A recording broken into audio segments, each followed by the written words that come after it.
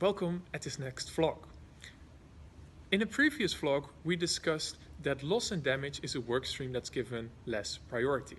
One of the key points is that as this SB session, there was no negotiation item on loss and damage. But in fact, loss and damage is being negotiated, but it's hidden behind the technical jargon of the SB, of the transparency sessions. Because at the transparency sessions, the discussion is about what information should be reviewed and how. And initially, the review would only cover mitigation and emissions. But now they're also requesting for a review of adaptation information. And in this adaptation report, there is one subsection that talks about loss and damage.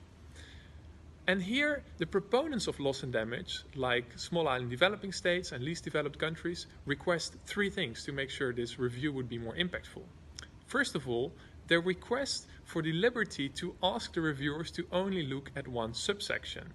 This would allow them to single out the loss and damage subsection and make sure that all the capacities of reviewers and of themselves are put into this element.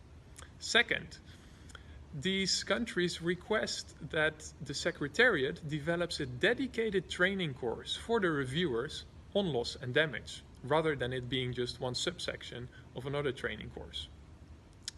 And finally, these countries also want to see a provision that this information, including on loss and damage, can flow into the global stocktake. Ultimately, there is no guarantee that the review of loss and damage information will actually lead to tangible outcomes.